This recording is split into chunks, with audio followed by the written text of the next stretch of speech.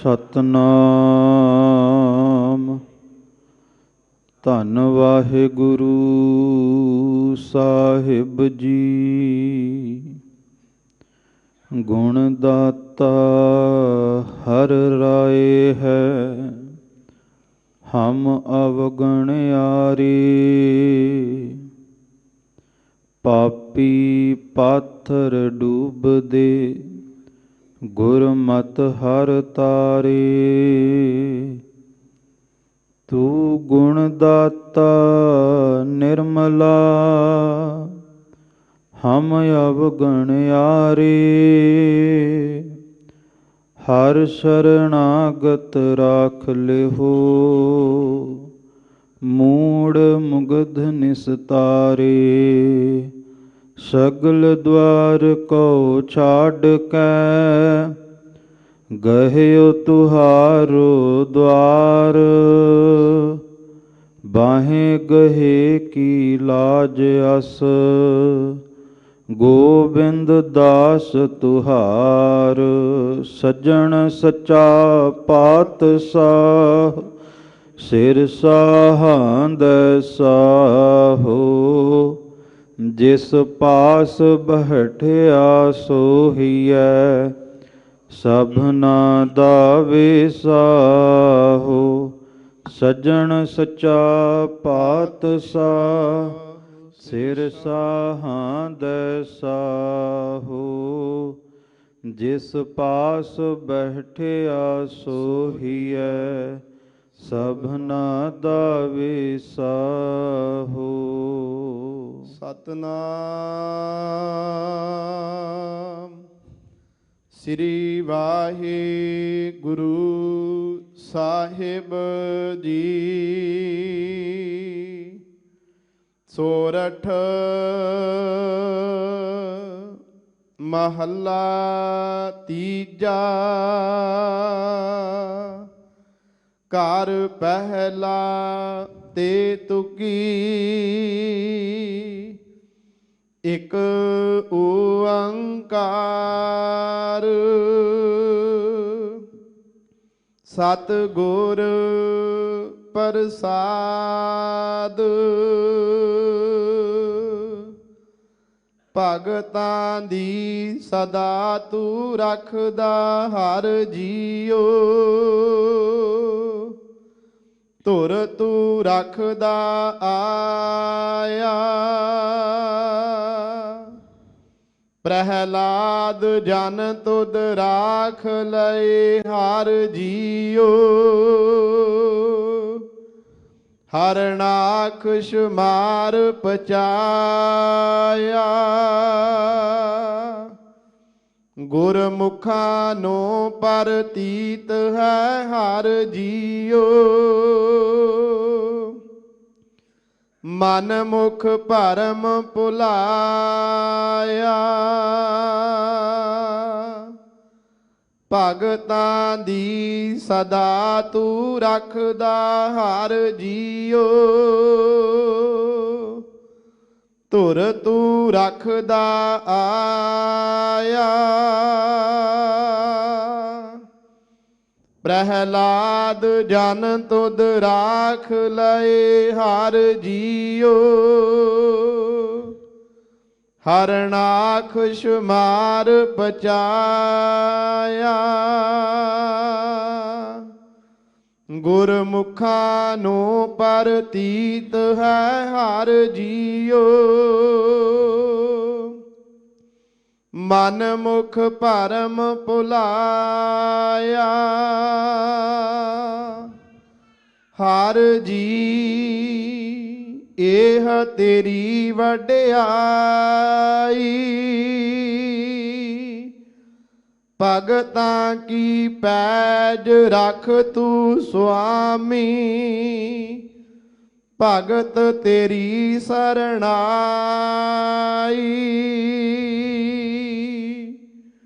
ਹਰ ਜੀ ਇਹ ਤੇਰੀ ਵਡਿਆਈ।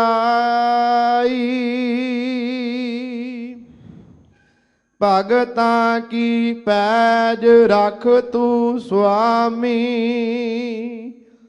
ਭਗਤ ਤੇਰੀ ਸਰਣਾਈ ਰਹਾਉ। ਵਾਹਿਗੁਰੂ ਜੀ ਕਾ ਖਾਲਸਾ ਵਾਹਿਗੁਰੂ ਜੀ ਕੀ ਫਤਿਹ। ਰਾਜਾਨ ਰਾਜ ਸਤਿਗੁਰੂ, ਭਾਨਾਨ ਭਾਨ ਸਤਿਗੁਰੂ। ਧੰਨ ਧੰਨ ਸਤਿਗੁਰੂ ਸ੍ਰੀ ਗੁਰੂ ਰਾਮਦਾਸ ਸੱਚੇ ਪਾਤਸ਼ਾਹ ਜੀ ਮਹਾਰਾਜ, ਤਿਨਾਂ ਦੇ ਪਾਵਨ ਪਵਿੱਤਰ ਸੱਚਖੰਡ ਅਸਥਾਨ ਸੱਚਖੰਡ ਸ੍ਰੀ ਹਰਿਮੰਦਰ ਸਾਹਿਬ ਵਿਖੇ ਗੁਰਦੁਆਰਾ ਮੰਜੀ ਸਾਹਿਬ ਦੀਵਾਨ ਹਾਲ ਵਿਖੇ ਆਪ ਸਭ ਸੰਗਤ ਹਾਜ਼ਰੀ ਭਰ ਰਹੇ ਹੋ। ਸਤਿਗੁਰੂ ਸ੍ਰੀ ਗੁਰੂ ਗ੍ਰੰਥ ਸਾਹਿਬ ਮਹਾਰਾਜ ਸੱਚੇ ਪਾਤਸ਼ਾਹ ਜੀ ਦੀ ਪਾਵਨ ਪਵਿੱਤਰ ਨਿੱਘੀ ਗੋਦ ਦਾ ਆਨੰਦ ਮਾਣਨ ਵਾਸਤੇ ਇਹ ਸੁਭਾਗੀਆਂ ਘੜੀਆਂ ਪ੍ਰਾਪਤ ਹੋਈਆਂ ਨੇ। ਨਿਤਾ ਪ੍ਰਤ ਮਰਿਆਦਾ ਅਨੁਸਾਰ ਜੋ ਸੱਚਖੰਡ ਸ੍ਰੀ ਹਰਿਮੰਦਰ ਸਾਹਿਬ ਜੀ ਤੋਂ ਧੰਨ ਸਤਿਗੁਰੂ ਸ੍ਰੀ ਗੁਰੂ ਗ੍ਰੰਥ ਸਾਹਿਬ ਮਹਾਰਾਜ ਜੀ ਦੇ ਆਏ ਹੋਏ ਪਾਵਨ ਮੁਖਵਾਕ ਦੀ ਵਿਚਾਰ ਇਸ ਅਸਥਾਨ ਤੋਂ ਸਤਿਗੁਰੂ ਜੀ ਕਿਰਪਾ ਕਰਕੇ ਵਿਚਾਰ ਕਰਵਾਉਂਦੇ ਨੇ, ਤਾਂ ਜੋ ਸ਼ਬਦ ਦੀ ਵਿਚਾਰ ਦੇ ਨਾਲ ਸਾਡੀ ਟੁੱਟੀ ਹੋਈ ਜੀਵ ਆਤਮਾ ਪਰਮ ਆਤਮਾ ਦੇ ਨਾਲ ਜੁੜ ਸਕੇ, ਸਾਡੇ ਅੰਦਰ ਇਬਾਦਤ ਦੀ ਕ੍ਰਾਂਤੀ ਆ ਸਕੇ, ਬੰਦਗੀ ਦੀ ਕ੍ਰਾਂਤੀ ਆ ਸਕੇ। ਆਓ ਜੀ ਮਨੇ ਬਿਰਤੀਆਂ ਇਕਾਗਰ ਚਿੱਤ ਕਰੀਏ, ਸਤਿਗੁਰੂ ਗੁਰੂ ਰਾਮਦਾਸ ਜੀ ਦੇ ਚਰਨਾਂ ਵਿੱਚ ਅਰਦਾਸ ਕਰੀਏ। ਪਾਤਸ਼ਾਹ ਸੀਸ ਤੇ ਮਿਹਰ ਭਰਿਆ ਹੱਥ ਰੱਖ ਕਰਕੇ ਆਪ ਜੀ ਨੇ ਸ਼ਬਦ ਦੀ ਵਿਚਾਰ ਕਰਵਾ ਲੈਣੀ। ਦੋਵੇਂ ਹੱਥ ਜੋੜ ਕਰਕੇ ਸਾਹਿਬਾਂ ਨੂੰ ਸੀਸ ਝੁਕਾਉਂਦੇ ਹੋਏ ਉਚਾਰਨ ਕਰੋ ਜੀ, ਸਤਨਾਮ ਸ਼੍ਰੀ ਵਾਹਿਗੁਰੂ ਸਾਹਿਬ ਜੀ। ਸਤਨਾਮ ਸ੍ਰੀ ਵਾਹਿਗੁਰੂ ਸਾਹਿਬ ਜੀ। ਸੋਰਠ ਮਹੱਲਾ ਤੀਜਾ। ਘਰ ਪਹਿਲਾ ਤੇ ਤੁਕੀ, ਇਕ ਓੰਕਾਰ ਸਤਿਗੁਰ ਪ੍ਰਸਾਦ। ਗੁਰੂ ਸਰੂਪ ਗੁਰੂ ਖਾਲਸਾ ਸਾਧ ਸੰਗਤ ਜੀ, ਅੱਜ ਦੇ ਪਾਵਨ ਪਵਿੱਤਰ ਹੁਕਮਨਾਮਾ ਸਾਹਿਬ ਸ੍ਰੀ ਮੁਖਵਾਕ ਜੀ ਨੂੰ ਧੰਨ ਧੰਨ ਸਤਿਗੁਰੂ ਸ੍ਰੀ ਗੁਰੂ ਅਮਰਦਾਸ ਸਾਹਿਬ ਸੱਚੇ ਪਾਤਸ਼ਾਹ ਜੀ ਮਹਾਰਾਜ ਆਪਣੀ ਪਾਵਨ ਪਵਿੱਤਰ ਮੁਬਾਰਕ ਰਸਨਾ ਤੋਂ ਸੋਰਠ ਰਾਗ ਦੇ ਅੰਦਰ ਉਚਾਰਨ ਕਰਦੇ ਹਨ। ਗੁਰਮਤਿ ਸੰਗੀਤ ਅਨੁਸਾਰ ਪਹਿਲੇ ਘਰ ਦੇ ਵਿੱਚ ਗਾਉਣ ਦੀ ਹਦਾਇਤ ਇਸ ਸ਼ਬਦ ਬਾਰੇ ਦਿੱਤੀ ਗਈ ਹੈ ਅਤੇ ਇੱਕ ਇੱਕ ਪਦੇ ਦੇ ਅੰਦਰ 3 ਤੁਕਾਂ ਹਨ, ਇਸ ਕਰਕੇ ਤੇਤੁਕੀ ਸਿਰਲੇਖ ਵੀ ਹੈ। ਸ਼ਬਦ ਦੀ ਆਰੰਭਤਾ ਤੋਂ ਪਹਿਲਾਂ ਸੱਚੇ ਪਾਤਸ਼ਾਹ ਉਸ ਅਕਾਲ ਪੁਰਖ ਵਾਹਿਗੁਰੂ ਪਰਮਾਤਮਾ ਦਾ ਮੰਗਲ ਵੀ ਕਰਦੇ ਨੇ ਅਤੇ ਸਾਨੂੰ ਸਮਝਾਉਂਦੇ ਨੇ ਕਿ ਜਿਸ ਪਰਮਾਤਮਾ ਦੀ ਨਾਮ ਦੀ ਵਡਿਆਈ ਕੀਤੀ ਗਈ ਹੈ, ਜਿਸ ਪਰਮਾਤਮਾ ਦੇ ਚਰਨਾਂ ਦੀ ਵਡਿਆਈ ਕੀਤੀ ਹੈ, ਉਹ ਇੱਕ ਹੈ। ਉਹ ਅਕਾਲ ਪੁਰਖ ਵਾਹਿਗੁਰੂ ਪਰਮਾਤਮਾ ਹੀ ਉਤਪਤੀ ਕਰ ਰਿਹਾ ਹੈ। ਅਕਾਲ ਪੁਰਖ ਵਾਹਿਗੁਰੂ ਪਰਮਾਤਮਾ ਹੀ ਰਿਜ਼ਕ ਦੇ ਰਿਹਾ, ਪਾਲਣਾ ਕਰ ਰਿਹਾ ਹੈ। ਉਹ ਪਰਮਾਤਮਾ ਹੀ ਫਿਰ ਅਖੀਰ ਸਮੇਟ ਰਿਹਾ ਹੈ। ਕਹੂੰ ਫੂਲ ਰਾਜਾ ਹੋਵੇ ਬੈਠਾ, ਕਹੂੰ ਭਇਓ ਸਿਮਟ ਸ਼ੰਕਰ ਇਕੱਠਾ। ਉਹ ਅਕਾਲ ਪੁਰਖ ਵਾਹਿਗੁਰੂ ਪਰਮਾਤਮਾ ਉਹੀ ਉਤਪਤੀ ਕਰ ਰਿਹਾ ਹੈ, ਉਹੀ ਅਕਾਲ ਪੁਰਖ ਵਾਹਿਗੁਰੂ ਪਰਮਾਤਮਾ ਪਾਲਣਾ ਕਰ ਰਿਹਾ ਹੈ ਅਤੇ ਉਹੀ ਅਖੀਰ ਇਸ ਸੰਸਾਰ ਦਾ ਸਮੇਟਣਾ ਕਰ ਰਿਹਾ ਹੈ। ਉਸ ਪਰਮਾਤਮਾ ਦਾ ਮੰਗਲ ਕਰਦੇ ਨੇ ਅਤੇ ਦੱਸਦੇ ਕਿ ਉਸ ਪਰਮਾਤਮਾ ਦੇ ਨਾਮ ਦੀ ਪ੍ਰਾਪਤੀ, ਪਰਮਾਤਮਾ ਦੇ ਚਰਨਾਂ ਦੀ ਪ੍ਰਾਪਤੀ ਪੂਰੇ ਸਤਿਗੁਰੂ ਦੇ ਬਖਸ਼ਿਸ਼ ਦੁਆਰਾ ਹੁੰਦੀ ਹੈ। ਭਗਤਾਂ ਦੀ ਸਦਾ ਤੂੰ ਰੱਖਦਾ ਹਰ ਜੀਓ, ਧੁਰ ਤੂੰ ਰੱਖਦਾ ਆਇਆ। ਖਾਲਸਾ ਜੀ, ਇਸ ਪਾਵਨ ਪਵਿੱਤਰ ਸ਼ਬਦ ਦੇ ਅੰਦਰ ਧੰਨ ਗੁਰੂ ਅਮਰਦਾਸ ਸੱਚੇ ਪਾਤਸ਼ਾਹ ਜੀ ਪਰਮਾਤਮਾ ਦੇ ਨਾਮ ਦੀ ਤੇ ਨਾਮ ਨੂੰ ਜਪਣ ਵਾਲਿਆਂ ਦੇ ਭਗਤਾਂ ਦੀ ਕਲਾ ਦੀ ਵਿਆਖਿਆ ਕਰਦੇ ਨੇ। ਕਿ ਜਿਨ੍ਹਾਂ ਨੇ ਪ੍ਰਮਾਤਮਾ ਨੂੰ ਜਪਿਆ ਹੈ, ਪ੍ਰਮਾਤਮਾ ਉਹਨਾਂ ਦੀ ਲਾਜ ਕਿਵੇਂ ਰੱਖਦਾ ਹੈ, ਇਹ ਪ੍ਰਮਾਤਮਾ ਦੇ ਨਾਮ ਦੀ ਵਡਿਆਈ ਵੀ ਦੱਸਦੇ ਨੇ। ਦੂਸਰਾ, ਇਸ ਸ਼ਬਦ ਦੇ ਵਿੱਚ ਆਪ ਜੀ ਦਰਸ਼ਨ ਕਰੋਗੇ ਕਿ ਸਤਿਗੁਰੂ ਨੇ ਸ਼ਬਦ ਵਰਤੇ, ਭਗਤਾਂ ਦੀ ਸਦਾ ਤੂੰ ਰੱਖਦਾ ਹਰ ਜੀਓ। ਹਰ ਜੀ ਇਹ ਤੇਰੀ ਵਡਿਆਈ। ਜਿਸ ਵਕਤ ਧੰਨ ਗੁਰੂ ਅਮਰਦਾਸ ਜੀ ਇਹ ਸ਼ਬਦ ਉਚਾਰ ਰਹੇ ਨੇ ਤੇ ਸ਼ਬਦ ਪੜ੍ਹ ਕੇ ਇਹ ਪ੍ਰਤੀਤ ਹੁੰਦਾ ਹੈ ਕਿ ਜਿਵੇਂ ਗੁਰੂ ਅਮਰਦਾਸ ਸੱਚੇ ਪਾਤਸ਼ਾਹ ਸਾਖਸ਼ਾਤ ਉਸ ਖੁਦਾ ਦੇ ਸਨਮੁਖ ਬੈਠ ਕਰਕੇ ਕਹਿ ਰਹੇ ਹੋਣ ਕਿ ਪ੍ਰਮਾਤਮਾ ਤੂੰ ਸਦਾ ਹੀ ਆਪਣੇ ਭਗਤਾਂ ਦੀ ਲਾਜ ਰੱਖਦਾ ਹੈ, ਤੇ ਲਾਜ ਕੇਵਲ ਇਸ ਯੁੱਗ ਤੋਂ ਨਹੀਂ, ਜਦੋਂ ਤੋਂ ਸ੍ਰਿਸ਼ਟੀ ਬਣੀ ਹੈ ਉਦੋਂ ਤੋਂ ਹੀ ਪ੍ਰਮਾਤਮਾ ਤੂੰ ਆਪਣੇ ਨਾਮ ਜਪਣ ਵਾਲਿਆਂ ਦੀ ਲਾਜ ਰੱਖਦਾ ਆਇਆ ਹੈ। ਪ੍ਰਮਾਤਮਾ ਇਹ ਤੇਰੀ ਵਡਿਆਈ ਹੈ। ਸਤਿਗੁਰੂ ਗੁਰੂ ਅਮਰਦਾਸ ਸੱਚੇ ਪਾਤਸ਼ਾਹ ਉਸ ਅਕਾਲ ਪੁਰਖ ਵਾਹਿਗੁਰੂ ਪ੍ਰਮਾਤਮਾ ਨੂੰ ਸੰਬੋਧਨ ਹੁੰਦੇ ਹੋਏ ਬਚਨ ਕਰਦੇ ਨੇ ਕਿ ਭਗਤਾਂ ਦੀ ਸਦਾ ਤੂੰ ਰੱਖਦਾ ਹਰ ਜੀਓ। ਹੇ ਅਕਾਲ ਪੁਰਖ ਵਾਹਿਗੁਰੂ ਪ੍ਰਮਾਤਮਾ, ਤੂੰ ਸਦਾ ਆਪਣੇ ਪਿਆਰਿਆਂ ਦੀ ਲਾਜ ਰੱਖਦਾ ਹੈ। ਧੁਰ ਤੂੰ ਰੱਖਦਾ ਆਇਆ। ਆਦਿ ਕਾਲ ਤੋਂ, ਜਦੋਂ ਤੋਂ ਸ੍ਰਿਸ਼ਟੀ ਹੋਂਦ ਵਿੱਚ ਆਈ ਹੈ, ਜਿਸ ਨੇ ਪ੍ਰਮਾਤਮਾ ਨੂੰ ਜਪਿਆ ਹੈ, ਸੱਚ ਹੈ ਨਾਮ ਨੂੰ ਜਪਣ ਵਾਲੇ ਸੱਜਣ ਨੂੰ, ਭਗਤ ਨੂੰ, ਪਿਆਰੇ ਨੂੰ ਕਸ਼ਟਾਂ ਦਾ, ਦੁੱਖਾਂ ਦਾ ਸਾਹਮਣਾ ਵੀ ਕਰਨਾ ਪਿਆ। ਜਿਹੜਾ ਵੀ ਨਾਮ ਨੂੰ ਜਪਦਾ ਹੈ, ਜਿਹੜਾ ਰੱਬ ਦੇ ਰਾਹ ਤੇ ਤੁਰਦਾ ਹੈ, ਪਰਮਾਤਮਾ ਦੇ ਰਸਤੇ ਤੇ ਤੁਰਦਾ ਹੈ, ਸੱਚ ਹੈ ਉਹਦਾ ਰਸਤਾ ਇਸ ਤਰ੍ਹਾਂ ਹੁੰਦਾ ਹੈ ਜਿਵੇਂ ਅੱਗ ਦੇ ਅੰਗਿਆਰਿਆਂ ਤੇ ਤੁਰਨਾ ਹੋਵੇ। ਖਾਲਸਾ ਜੀ, ਪਰ ਪਰਮਾਤਮਾ ਉਹ ਐਸੀ ਵਡਿਆਈ ਦਾ ਮਾਲਕ ਹੈ ਕਿ ਭਾਵੇਂ ਜਿਤਨੇ ਮਰਜ਼ੀ ਕਸ਼ਟ ਭਗਤ ਦੇ ਉੱਤੇ ਆ ਜਾਣ, ਪਰਮਾਤਮਾ ਨੂੰ ਜਪਣ ਵਾਲਾ ਹੋਵੇ, ਭਾਵਨਾ ਵਾਲਾ ਹੋਵੇ, ਤੇ ਪਰਮਾਤਮਾ ਆਪਣੇ ਪਿਆਰੇ ਨੂੰ ਤੱਤੀ ਵਾਹ ਵੀ ਲੱਗਣ ਨਹੀਂ ਦਿੰਦਾ। ਇਹ ਅਕਾਲ ਪੁਰਖ ਵਾਹਿਗੁਰੂ ਪਰਮਾਤਮਾ ਦੀ ਵਡਿਆਈ ਹੈ। ਪ੍ਰਹਿਲਾਦ ਜਨ ਤੁਧ ਰਾਖ ਲਏ ਹਰ ਜੀਓ, ਹਰਨਾਖਸ਼ ਮਾਰ ਪਚਾਇਆ। ਖਾਲਸਾ ਜੀ, ਸਤਿਗੁਰੂ ਗੁਰੂ ਅਮਰਦਾਸ ਸੱਚੇ ਪਾਤਸ਼ਾਹ ਪਰਮਾਤਮਾ ਦੀ ਵਡਿਆਈ ਦੱਸਦੇ ਹੋਏ ਭਗਤ ਪ੍ਰਹਿਲਾਦ ਜੀ ਦਾ ਉਦਾਹਰਣ ਦਿੰਦੇ ਨੇ। ਗੁਰੂ ਕੀ ਬਾਣੀ ਦੇ ਵਿੱਚ ਸ਼ਬਦ ਆਉਂਦੇ, ਰਾਮ ਜਪੋ ਜੀ ਐਸੇ ਐਸੇ, ਧਰੂ ਪ੍ਰਹਿਲਾਦ ਜਪਿਓ ਹਰ ਜੈਸੇ। ਸਤਿਗੁਰੂ ਨੇ ਕਿਹਾ ਇਸ ਤਰ੍ਹਾਂ ਜਪੀ ਜਿਵੇਂ ਕਦੇ ਭਗਤ ਧਰੂ ਨੇ, ਭਗਤ ਪ੍ਰਹਿਲਾਦ ਨੇ ਜਪਿਆ। ਕਾਰਨ ਬੜਾ ਵੱਡਾ ਹੈ। ਉਹਨਾਂ ਭਗਤਾਂ ਦਾ ਉਦਾਹਰਣ ਕਿਉਂ ਦਿੱਤਾ? ਭਗਤ ਧਰੂ ਜੀ ਦਾ ਜਦੋਂ ਇਤਿਹਾਸ ਪੜ੍ਹਦੇ ਹਾਂ, ਸਾਨੂੰ ਨਜ਼ਰ ਹੀ ਆਵੇਗਾ ਕਿ ਧਰੂ ਹੱਸਦਾ ਕਰ ਆਇਆ, ਕਰ ਪਿਆਰ ਪਿਓ ਕੁੱਛੜ ਲੀਤਾ। ਕਿ ਭਗਤ ਧਰੂ ਜੀ ਆਪਣੇ ਨਾਲ ਦੇ ਸਾਥੀਆਂ ਦੇ ਨਾਲ ਖੇਡ ਕੇ ਜਦੋਂ ਘਰ ਪਰਤੇ, ਪਿਤਾ ਨੇ ਪਿਆਰ ਦੇ ਨਾਲ ਆਪਣੀ ਗੋਦ ਵਿੱਚ ਬਿਠਾਇਆ। ਮਤਰੇਈ ਮਾਂ ਨੇ ਰੋਸ ਕੀਤਾ, ਈਰਖਾ ਕੀਤੀ, ਕ੍ਰੋਧ ਵਿੱਚ ਭਗਤ ਧਰੂ ਨੂੰ ਪਿਤਾ ਦੀ ਗੋਦ ਤੋਂ ਉਠਾ ਦਿੱਤਾ। ਪਿਤਾ ਦੇ ਇਸ ਵਖਰੇਵੇਂ ਤੋਂ ਭਗਤ ਧਰੂ ਜੀ ਨਿਰਾਸ਼ ਹੋਏ, ਉਦਾਸ ਹੋਏ, ਆਪਣੀ ਮਾਂ ਕੋਲ ਗਏ। ਮਾਤਾ ਨੂੰ ਜਾ ਕੇ ਪੁੱਛਿਆ, ਕਿਸ ਉਦਮ ਤੇ ਰਾਜ ਮਿਲੈ, ਸ਼ਤਰੂ ਤੇ ਸਭ ਹੋਵਨ ਮੀਤਾ। ਖਾਲਸਾ ਜੀ, ਜੇ ਚਾਹੁੰਦੇ ਆ ਨਾ ਬੱਚੇ ਭਗਤ ਹੋਣ, ਤੇ ਬੱਚਿਆਂ ਨੂੰ ਭਗਤ ਬਣਾਉਣ ਤੋਂ ਪਹਿਲਾਂ ਮਾਂ ਪਿਓ ਨੂੰ ਖੁਦ ਭਗਤ ਬਣਨਾ ਪਵੇਗਾ। ਮਾਂ ਨੂੰ ਪੁੱਛਿਆ, ਮਾਂ ਕਿ ਰਾਜ ਕਿਵੇਂ ਮਿਲੇਗਾ, ਇਹ ਵੈਰੀ ਇਹ ਸ਼ਤਰੂ ਮਿੱਤਰ ਕਿਵੇਂ ਬਣਨਗੇ? ਮਾਂ ਭਾਵਨਾ ਵਾਲੀ ਸੀ, ਉਹਨੇ ਇਹ ਨਹੀਂ ਕਿਹਾ ਆਪਣੇ ਪਿਤਾ ਦੀ ਬਗਾਵਤ ਕਰ ਦੇ। ਮਾਂ ਨੇ ਕਿਹਾ, ਬੇਟਾ ਪਰਮੇਸ਼ਰ ਆਰਾਧੀਐ ਜੇਦੂ ਹੋਈਐ ਪਤਤ ਪੁਨੀਤਾ, ਤੂੰ ਰੱਬ ਦਾ ਨਾਮ ਤੇ ਆ, ਪ੍ਰਮਾਤਮਾ ਤੈਨੂੰ ਸ੍ਰਿਸ਼ਟੀ ਦਾ ਰਾਜ ਬਖਸ਼ੇਗਾ। ਸੱਚ ਹੈ, ਜਿਸ ਇਹ ਨਾਮ ਨੂੰ ਜਪਣ ਵਾਲਿਆਂ ਨੂੰ ਪ੍ਰਮਾਤਮਾ ਦਰਗਾਹ ਦੀ ਪਾਤਸ਼ਾਹੀ ਦਿੰਦਾ ਹੈ।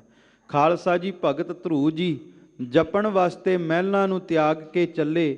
ਪਿੱਛੋਂ ਰਾਜੇ ਸੱਦਿਆ, ਨਿਹਚਲ ਰਾਜ ਕਰੋ ਨਿਤਨੀਤਾ। ਰਾਜੇ ਨੂੰ ਪਤਾ ਲੱਗਾ, ਸੁਨੇਹਾ ਲਾ ਦਿੱਤਾ ਕਿ ਤੈਨੂੰ ਮੈਂ ਅੱਧਾ ਰਾਜ ਦੇਣਾ। ਤੇ ਵੇਖੋ ਅੱਜ ਕਿਤੇ ਸਿੱਖ ਬਾਣੀ ਪੜ੍ਹਦਾ ਹੋਵੇ, ਕਿਸੇ ਕਾਰਜ ਨੂੰ ਮੁੱਖ ਰੱਖ ਕੇ ਜਦੋਂ ਗੁਰੂ ਅਰਦਾਸ ਪੂਰੀ ਕਰ ਦਵੇ, ਬਾਅਦ ਵਿੱਚ ਕਈ ਵਾਰ ਵੇਖਣ ਵਿੱਚ ਆਉਂਦਾ ਸੀ ਬਾਣੀ ਪੜ੍ਹਨੀ ਛੱਡ ਦਿੰਦੇ ਆ, ਦਾਤ ਲੈ ਕਰਕੇ ਦਾਤੇ ਨੂੰ ਭੁੱਲ ਜਾਂਦੇ ਆ। ਭਗਤ ਧਰੂ ਨੂੰ ਅੱਧੀ ਸ੍ਰਿਸ਼ਟੀ ਦੇ ਰਾਜ ਦਾ ਸੁਨੇਹਾ ਮਿਲਿਆ, ਚੌਂਕੜਾ ਲਾ ਕੇ ਵੈਰਾਗ ਵਿੱਚ ਆ ਗਏ। ਪੁੱਛਿਆ, ਇੰਨਾ ਵੈਰਾਗ ਕਿਸ ਗੱਲ ਦਾ? ਕਹਿੰਦੇ ਹਜੇ ਭਗਤੀ ਕਰਨ ਵਾਸਤੇ ਤੁਰਿਆ ਸਾਂ, ਅੱਧੀ ਸ੍ਰਿਸ਼ਟੀ ਦਾ ਰਾਜ ਮਿਲ ਗਿਆ।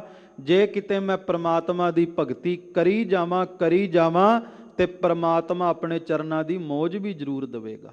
ਲਾਲਚ ਵੇਖ ਕਰਕੇ ਭਗਤ ਧਰੂ ਨੇ ਭਗਤੀ ਨਹੀਂ ਛੱਡੀ, ਇਸ ਕਰਕੇ ਕਿਹਾ ਉਵੇਂ ਜਪੀ। ਦੂਸਰਾ ਭਗਤ ਪ੍ਰਹਿਲਾਦ ਜੀ ਦਾ ਜ਼ਿਕਰ, ਕਹਿੰਦੇ ਭਗਤ ਪ੍ਰਹਿਲਾਦ ਜੀ ਦੇ ਜਿਹੜੇ ਪਿਤਾ ਸੀ ਹਰਨਾਕਸ, ਇਤਨਾ ਕਿ ਹੰਕਾਰ ਹੋ ਗਿਆ ਆਪਣੀ ਹਸਤੀ ਦਾ। ਇਹ ਐਲਾਨ ਕਰ ਦਿੱਤਾ ਕੋਈ ਵੀ ਹਰੀ ਦਾ ਜਾਪ ਨਾ ਕਰੇ, ਸਾਰੇ ਹਰਨਾਕਸ਼ ਹਰਨਾਕਸ਼ ਜਪਿਆ ਕਰਨ। ਕਹਿੰਦੇ ਇੱਕ ਦਿਨ ਭਗਤ ਪ੍ਰਹਿਲਾਦ ਜੀ ਜਦੋਂ ਪੜ੍ਹਨ ਦੀ ਉਮਰ ਹੋਈ ਤੇ ਰਥ ਦੇ ਉੱਤੇ ਸਵਾਰ ਹੋ ਕਰਕੇ ਆਪਣੇ ਵਿਦਿਆਲੇ ਵੱਲ ਜਾ ਰਹੇ ਸਨ, ਗੁਰੂਕੁਲ ਵੱਲ ਜਾ ਰਹੇ ਸਨ। ਰਸਤੇ ਵਿੱਚ ਕਹਿੰਦੇ ਆਵਾਜ਼ ਕੰਨਾਂ ਵਿੱਚ ਪਈ ਕਿ ਪ੍ਰਮਾਤਮਾ ਅਕਾਲ ਪੁਰਖ ਕੇਵਲ ਤੂੰ ਹੀ ਸਾਡੀ ਸਹਾਇਤਾ ਕਰ ਸਕਦਾ, ਕੋਈ ਹੋਰ ਸਾਡੀ ਬਾਂਹ ਨਹੀਂ ਪਕੜ ਸਕਦਾ। ਇਹ ਸ਼ਬਦ ਜਦੋਂ ਭਗਤ ਪ੍ਰਹਿਲਾਦ ਨੇ ਸੁਣੇ, ਰਥ ਨੂੰ ਰੁਕਵਾਇਆ, ਉਤਰ ਕਰਕੇ ਉਸ ਝੌਂਪੜੀ ਵਿੱਚ ਗਏ। ਜਾ ਕੇ ਵੇਖਿਆ ਉਹ ਦੋਵੇਂ ਪਤੀ ਪਤਨੀ ਅਰਦਾਸ ਕਰ ਰਹੇ ਸਨ ਅੱਖਾਂ ਬੰਦ ਕਰਕੇ, ਪ੍ਰਮਾਤਮਾ ਕੇਵਲ ਤੂੰ ਸਾਡੀ ਬਾਂਹ ਪਕੜ ਸਕਦਾ, ਕੋਈ ਹੋਰ ਨਹੀਂ ਪਕੜ ਸਕਦਾ। ਭਗਤ ਪ੍ਰਹਿਲਾਦ ਨੇ ਕਿਹਾ ਤੁਸੀਂ ਮੇਰੇ ਪਿਤਾ ਦਾ ਹੁਕਮ ਨਹੀਂ ਮੰਨ ਰਹੇ। ਮੇਰੇ ਪਿਤਾ ਨੇ ਕਿਹਾ ਕੇਵਲ ਹਰਨਾਕਸ਼ ਦਾ ਜਾਪ ਕਰਨਾ। ਕਹਿੰਦੇ ਹੁਣ ਹਰਨਾਕਸ਼ ਦਾ ਜਾਪ ਨਹੀਂ ਬਚਾ ਸਕਦਾ, ਕੇਵਲ ਹਰੀ ਦਾ ਜਾਪ ਬਚਾ ਸਕਦਾ। ਭਗਤ ਪ੍ਰਹਿਲਾਦ ਨੇ ਪੁੱਛਿਆ ਵੀ ਕਿਉਂ, ਐਸਾ ਕਿਹੜਾ ਕੰਮ ਹੈ, ਐਸੀ ਕਿਹੜੀ ਸਹਾਇਤਾ ਜਿਹੜਾ ਮੇਰਾ ਪਿਤਾ ਨਾ ਕਰ ਸਕੇ। ਕਹਿੰਦੇ ਉਹਨਾਂ ਦੋਵਾਂ ਨੇ ਜਵਾਬ ਦਿੱਤਾ ਅਸੀਂ ਮਿੱਟੀ ਦੇ ਭਾਂਡੇ ਬਣਾਉਂਦੇ ਹਾਂ।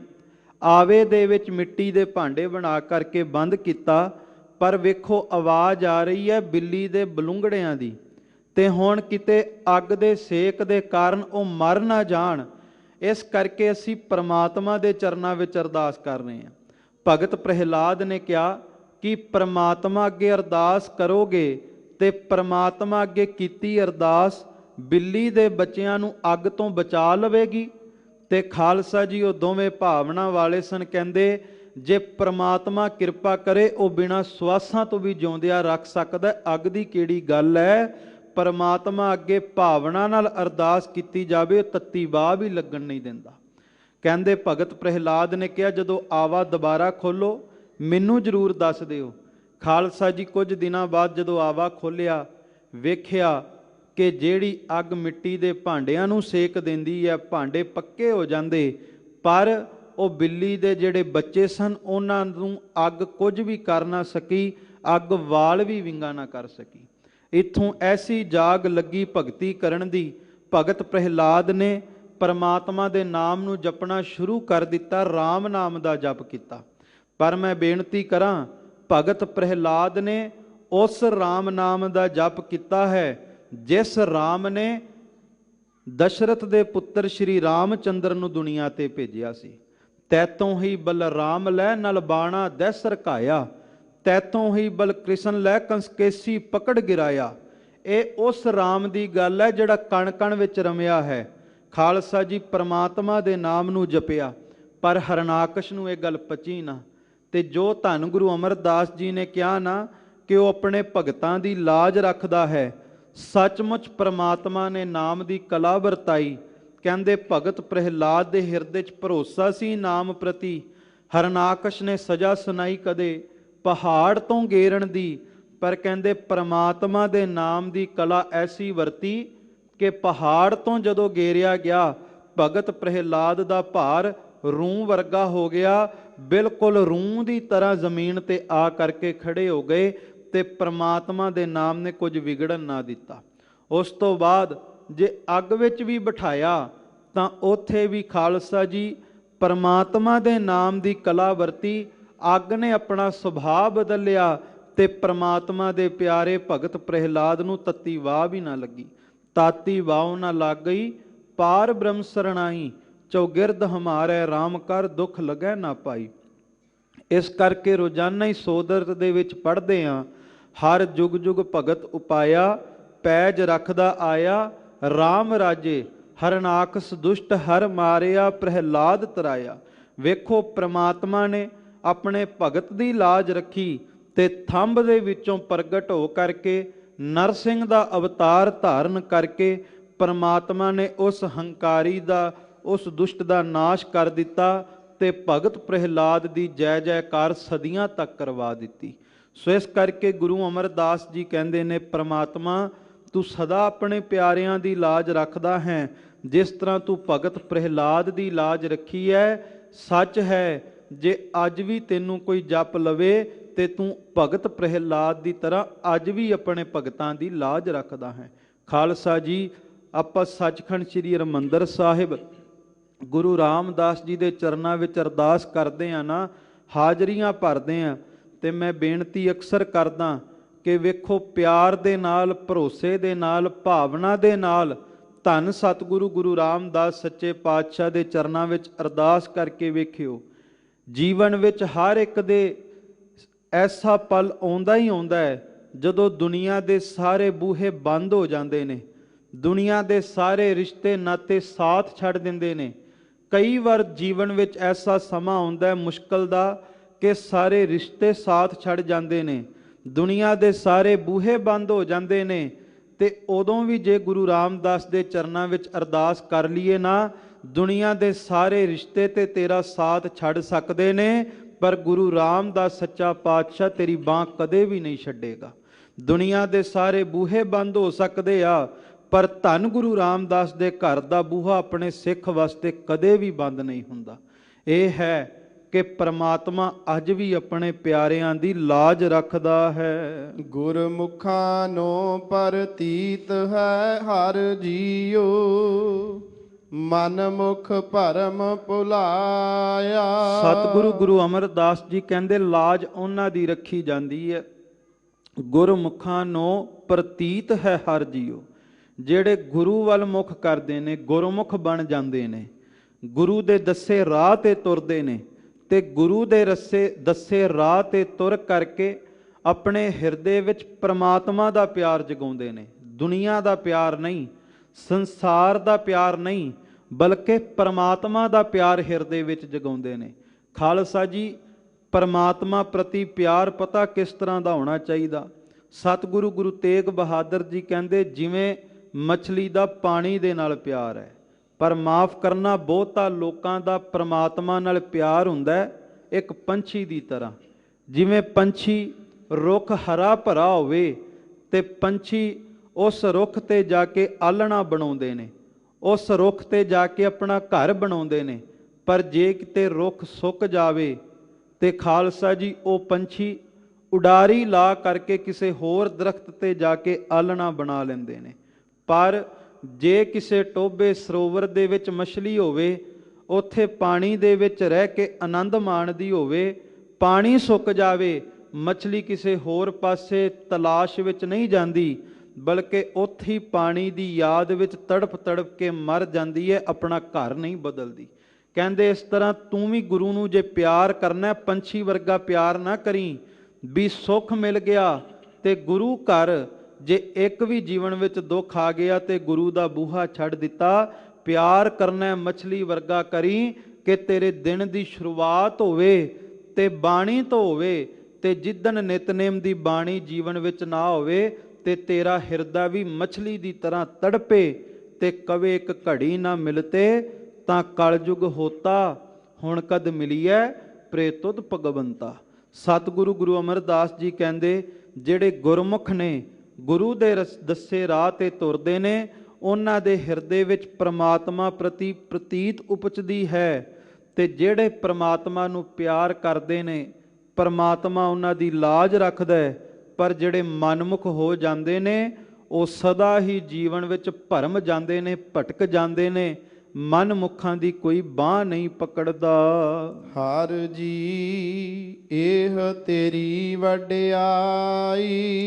ਸਤਿਗੁਰੂ ਗੁਰੂ ਅਮਰਦਾਸ ਜੀ ਕਹਿੰਦੇ ਨੇ, ਹਰ ਜੀ ਇਹ ਤੇਰੀ ਵਡਿਆਈ, ਕਿ ਪ੍ਰਮਾਤਮਾ ਇਹ ਤੇਰੀ ਵਡਿਆਈ ਹੈ, ਤੇਰੀ ਦਿਆਲਤਾ ਹੈ, ਤੇਰੀ ਰਹਿਮਤ, ਤੇਰੀ ਬਖਸ਼ਿਸ਼ ਹੈ। ਭਗਤਾਂ ਕੀ ਪੈਜ ਰਖ ਤੂੰ ਸੁਆਮੀ, ਭਗਤ ਤੇਰੀ ਸਰਣਾਈ। ਪਰਮਾਤਮਾ ਤੇਰੀ ਵਡਿਆਈ ਕੀ ਹੈ? ਕਹਿੰਦੇ ਤੇਰੀ ਵਡਿਆਈ ਹੈ ਜਿਹੜਾ ਭਗਤ ਬਣ ਕੇ ਤੇਰੀ ਸ਼ਰਣੀ ਆ ਜਾਂਦਾ ਹੈ। ਪਰਮਾਤਮਾ ਤੂੰ ਉਹਦੀ ਪੈਜ ਰੱਖਦਾ ਹੈ, ਤੂੰ ਉਹਦੀ ਲਾਜ ਰੱਖਦਾ ਹੈ, ਤੂੰ ਦੁਨੀਆ ਦੇ ਉੱਤੇ ਉਹਦੀ ਪੱਤ ਰੱਖਦਾ ਹੈ। ਪਰ ਖਾਲਸਾ ਜੀ, ਪਰਮਾਤਮਾ ਦਾ ਭਗਤ ਹੋਣਾ ਹੀ ਤੇ ਕਠਨ ਹੈ। ਆਖਣ ਔਖਾ ਸਾਚਾ ਨਾਉ, ਸੱਚੇ ਨਾਮ ਨੂੰ ਜਪਣਾ, ਪਰਮਾਤਮਾ ਦਾ ਭਗਤ ਹੋਣਾ ਬਹੁਤ ਕਠਨ ਹੈ। ਤੇ ਭਗਤ ਦੇ 3 ਅੱਖਰ ਸਾਨੂੰ ਸਮਝਾਉਂਦੇ ਨੇ ਕਿ ਭਗਤ ਹੋਣ ਵਾਸਤੇ ਤੇਰੇ ਅੰਦਰ ਭਾਵਨਾ ਹੋਵੇ। ਭੱਬਾ ਅੱਖਰ ਇਹ ਦੱਸਦਾ ਹੈ, ਗੱਗਾ ਅੱਖਰ ਦੱਸਦਾ ਤੇਰੇ ਅੰਦਰ ਗੋਬਿੰਦ ਨੂੰ ਮਿਲਣ ਦੀ ਤੜਪ ਹੋਵੇ, ਤੇ ਤੱਤਾ ਅੱਖਰ ਦੱਸਦਾ ਕਿ ਤੇਰੇ ਅੰਦਰ ਵਕਾਰਾਂ ਦਾ, ਆਪਣੀ ਮਤ ਦਾ ਤਿਆਗ ਹੋਵੇ, ਤਾਂ ਜਾ ਕਰਕੇ ਤੂੰ ਪਰਮਾਤਮਾ ਦਾ ਭਗਤ ਬਣੇਗਾ। ਤੇ ਜਦੋਂ ਪਰਮਾਤਮਾ ਦਾ ਭਗਤ ਬਣ ਗਿਆ, ਫਿਰ ਜੀਵਨ ਦੇ ਵਿੱਚ ਹਰ ਥਾਈਂ ਪ੍ਰਮਾਤਮਾ ਤੇਰੀ ਸਹਾਇਤਾ ਕਰੇਗਾ। ਰਹਾਉ। ਵਿਸ਼ਰਾਮ ਦੇਂਦੇ ਹੋਏ ਸਤਿਗੁਰੂ ਅੱਗੇ ਬਖਸ਼ਿਸ਼ ਕਰਦੇ ਹਨ। ਭਗਤਾਂ ਨੂੰ ਜਮ ਜੋਹੇ ਨਾ ਸਾਕੈ, ਕਾਲ ਨਾ ਨੇੜੇ ਜਾਈ। ਸਤਿਗੁਰੂ ਕਹਿੰਦੇ ਜਿਹੜੇ ਪ੍ਰਮਾਤਮਾ ਦੇ ਭਗਤ ਨੇ ਨਾ, ਉਹਨਾਂ ਨੂੰ ਜਮਦੂਤ ਤੇ ਮੌਤ ਰੂਪੀ ਕਾਲ ਇਹ ਕਦੇ ਵੀ ਉਹਨਾਂ ਨੂੰ ਖਤਮ ਨਹੀਂ ਕਰ ਸਕਦੇ, ਭਗਤ ਦੀ ਹਸਤੀ ਨਹੀਂ ਮਿਟਾ ਸਕਦੇ। ਖਾਲਸਾ ਜੀ, ਆਨੰਦਪੁਰ ਸਾਹਿਬ ਦੀ ਧਰਤੀ ਤੇ ਧੰਨ ਗੁਰੂ ਗੋਬਿੰਦ ਸਿੰਘ ਜੀ ਦਾ ਦਰਬਾਰ ਲੱਗਾ, ਤੇ ਸੱਚੇ ਪਾਤਸ਼ਾਹ ਗੁਰੂ ਗੋਬਿੰਦ ਸਿੰਘ ਜੀ ਆਪਣੇ ਦਰਬਾਰ ਦੇ ਵਿੱਚ ਸਿੱਖਾਂ ਨੂੰ ਇਹ ਪੁੱਛਦੇ ਨੇ ਕਿ ਸ਼ਕਤੀ ਵੱਡੀ ਹੈ ਕਿ ਭਗਤੀ ਵੱਡੀ ਹੈ। ਕੋਈ ਕਹਿੰਦਾ ਜੀ ਸ਼ਕਤੀ ਵੱਡੀ ਹੈ। ਸਤਿਗੁਰੂ ਕਹਿੰਦੇ ਨਹੀਂ, ਸ਼ਕਤੀ ਨਹੀਂ ਬਲਕਿ ਪ੍ਰਮਾਤਮਾ ਦੀ ਭਗਤੀ ਵੱਡੀ ਹੈ। ਉਹਨਾਂ ਕਿਹਾ ਜੀ ਨਹੀਂ, ਸ਼ਕਤੀ ਵੱਡੀ ਹੈ। ਸਤਿਗੁਰੂ ਕਹਿੰਦੇ ਸ਼ਕਤੀ ਨਹੀਂ, ਪਰਮਾਤਮਾ ਦੀ ਭਗਤੀ ਵੱਡੀ ਹੈ। ਸਿੱਖਾਂ ਨੇ ਬੇਨਤੀ ਕੀਤੀ ਜੀ ਕਿਸ ਤਰ੍ਹਾਂ? ਧੰਨ ਗੁਰੂ ਗੋਬਿੰਦ ਸਿੰਘ ਮਹਾਰਾਜ ਸੱਚੇ ਪਾਤਸ਼ਾਹ ਕਹਿੰਦੇ ਜਰਾ ਇਹ ਦੱਸੋ, ਭਗਤ ਕਬੀਰ ਸਾਹਿਬ ਵੇਲੇ ਬਾਦਸ਼ਾਹ ਕੌਣ ਸੀ ਇਸ ਧਰਤੀ ਦਾ? ਜਦੋਂ ਬਾਦਸ਼ਾਹ ਬਾਰੇ ਪੁੱਛਿਆ ਗਿਆ, ਸਭਨਾਂ ਦੇ ਚਿਹਰੇ ਉਹ ਥੱਲੇ ਨੂੰ ਝੁਕ ਗਏ, ਕੋਈ ਵੀ ਜਵਾਬ ਨਾ ਆਇਆ, ਕਿਸੇ ਨੂੰ ਬਾਦਸ਼ਾਹ ਦਾ ਨਾਮ ਨਹੀਂ ਸੀ ਪਤਾ। ਸਤਿਗੁਰੂ ਗੁਰੂ ਗੋਬਿੰਦ ਸਿੰਘ ਮਹਾਰਾਜ ਕਹਿੰਦੇ ਭਗਤ ਕਬੀਰ ਸਾਹਿਬ ਬਾਰੇ ਕਿਸ ਕਿਸ ਨੂੰ ਪਤਾ ਹੈ? ਤੇ ਸਾਰੇ ਸਿੱਖਾਂ ਦੇ ਚਿਹਰੇ ਖਿੜ ਗਏ। ਸਭਨਾਂ ਨੇ ਜਵਾਬ ਦਿੱਤਾ ਕਿ ਭਗਤ ਸਾਹਿਬ ਬਾਰੇ ਹਰ ਇੱਕ ਸਿੱਖ ਜਾਣਦਾ। ਸਤਿਗੁਰੂ ਕਹਿੰਦੇ ਵੇਖੋ, ਇੱਕ ਪਾਸੇ ਭਗਤੀ ਹੈ, ਇੱਕ ਪਾਸੇ ਬਾਦਸ਼ਾਹ ਦੀ ਸ਼ਕਤੀ ਵੀ ਹੈ। ਪਰ ਵੇਖੋ, ਜਿਹਦੇ ਮਹਿਲਾਂ ਦੇ ਵਿੱਚ ਲੱਖਾਂ ਘੋੜੇ ਹਿਣਕਦੇ ਨੇ, ਲੱਖਾਂ ਹਾਥੀ ਚੰਗਾੜਦੇ ਨੇ, ਜਿਹਦੇ ਨਾਮ ਦਾ ਡੰਕਾ ਨਰਮਦਾ ਤੋਂ ਲੈ ਕੇ ਕਾਬਲ ਕੰਧਾਰ ਤੱਕ ਵੱਜਦਾ ਹੈ, ਉਸ ਬਾਦਸ਼ਾਹ ਦਾ ਕੋਈ ਨਾਮ ਅੱਜ ਨਹੀਂ ਜਾਣਦਾ। ਪਰ ਭਗਤ ਕਬੀਰ ਦੇ ਨਾਮ ਦਾ ਡੰਕਾ ਅੱਜ ਵੀ ਦੁਨੀਆ ਦੇ ਤਖਤੇ ਤੇ ਵੱਜ ਰਿਹਾ ਹੈ। ਸਤਿਗੁਰੂ ਕਹਿੰਦੇ ਭਾਈ, ਇਸ ਕਰਕੇ ਭਗਤੀ ਵੱਡੀ ਹੈ, ਕਿਉਂਕਿ ਪਰਮਾਤਮਾ ਦੀ ਭਗਤੀ ਕਰਨ ਵਾਲਿਆਂ ਦੀ ਹਸਤੀ ਕੋਈ ਮਿਟਾ ਨਹੀਂ ਸਕਦਾ। ਉਹ ਜੁਗੋ ਜੁਗ ਅਟਲ ਰਹਿੰਦੇ ਨੇ, ਮੌਤ ਵੀ ਉਹਨਾਂ ਦਾ ਕੁਝ ਵਿਗਾੜ ਨਹੀਂ ਸਕਦੀ।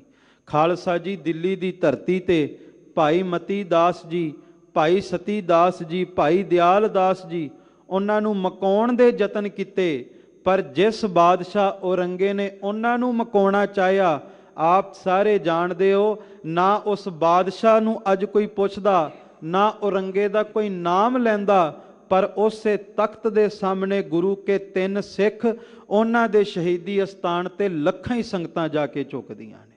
ਉਹਨਾਂ ਦੀ ਅੱਜ ਵੀ ਜੈ ਜੈਕਾਰ ਹੋ ਰਹੀ ਹੈ। ਇਹ ਹੈ ਪਰਮਾਤਮਾ ਦੇ ਪਿਆਰਿਆਂ ਦੀ ਕੋਈ ਹਸਤੀ ਮਿਟਾ ਨਹੀਂ ਸਕਦਾ। ਹੋ ਸਕਦਾ ਹੈ ਇੱਕ ਵਾਰ ਕਿਤੇ ਮੁਸ਼ਕਲਾਂ ਦਾ, ਅੜਚਨਾਂ ਦਾ ਸਾਹਮਣਾ ਕਰਨਾ ਪਵੇ, ਸੰਘਰਸ਼ ਕਰਨਾ ਪਵੇ, ਪਰ ਪ੍ਰਮਾਤਮਾ ਦੇ ਪਿਆਰੇ ਸੰਘਰਸ਼ ਕਰਕੇ ਵੀ ਸਦਾ ਜੇਤੂ ਹੀ ਹੁੰਦੇ ਨੇ, ਕਦੇ ਹਾਰਦੇ ਨਹੀਂ। ਤੇ ਮੈਂ ਇੱਕ ਅੱਜ ਬੇਨਤੀ ਕਰਨੀ ਚਾਹੁੰਦਾ ਗੁਰਦੁਆਰਾ ਮੰਜੀ ਸਾਹਿਬ ਦੀਵਾਨ ਹਾਲ ਤੋਂ ਕਿ ਸ਼੍ਰੋਮਣੀ ਗੁਰਦੁਆਰਾ ਪ੍ਰਬੰਧਕ ਕਮੇਟੀ ਵੱਲੋਂ ਵੇਖੋ ਦਸਖਤ ਮੁਹਿੰਮ ਚਲਾਈ ਜਾ ਰਹੀ ਹੈ ਬੰਦੀ ਸਿੰਘਾਂ ਦੀ ਰਿਹਾਈ ਵਾਸਤੇ, ਉਹਨਾਂ ਮਰਜੀਵੜੇ ਸਿੱਖਾਂ ਵਾਸਤੇ ਜਿਨ੍ਹਾਂ ਆਪਣੀਆਂ ਜਵਾਨੀਆਂ ਗੁਰੂ ਪੰਥ ਦੇ ਲੇਖੇ ਲਾਈਆਂ। ਤੇ ਸਮੁੱਚੇ ਗੁਰੂ ਖਾਲਸਾ ਪੰਥ ਨੂੰ, ਗੁਰੂ ਕੀ ਸੰਗਤ ਨੂੰ ਚਾਹੀਦਾ ਇਸ ਮੁਹਿੰਮ ਦੇ ਵਿੱਚ ਸ਼ਾਮਲ ਹੋਈਏ, ਕਿਉਂਕਿ ਬਾਬਾ ਜੱਸਾ ਸਿੰਘ ਆਹਲੂਵਾਲੀਆ ਦੇ ਬਚਨ ਸਨ ਬੁੱਢਾ ਦਲ ਦੇ ਚੌਥੇ ਮੁਖੀ ਦੇ ਕਿ ਮਿਸਲ ਵੰਡ ਅਬ ਕਬੂ ਨਾ ਪਾਵੋਂ, ਰਲ ਮਿਲ ਤੁਰਕੜ ਪੰਥ ਬਚਾਵੋਂ।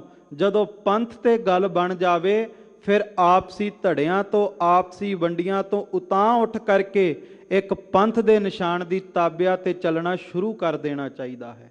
ਖਾਲਸਾ ਜੀ, ਇਸ ਕਰਕੇ ਅੱਜ ਸਾਨੂੰ ਇਸ ਮੁਹਿੰਮ ਦੇ ਵਿੱਚ ਸ਼ਾਮਲ ਹੋਣਾ ਚਾਹੀਦਾ ਹੈ। ਇਹ ਦਸਖਤ ਨਹੀਂ ਬਲਕਿ ਇਹ ਕੇਵਲ ਇੱਕ ਹਾ ਦਾ ਨਾਰਾ ਹੈ। ਤੇ ਚੇਤੇ ਰੱਖੋ, ਸਰਹੰਦ ਦੇ ਵਿੱਚ ਉਸ ਨਵਾਬ ਨੇ ਹਾ ਦਾ ਨਾਰਾ ਮਾਰਿਆ, ਗੁਰੂ ਨੇ ਉਹਨਾਂ ਦੀ ਜੜ ਰੱਖ ਲਈ।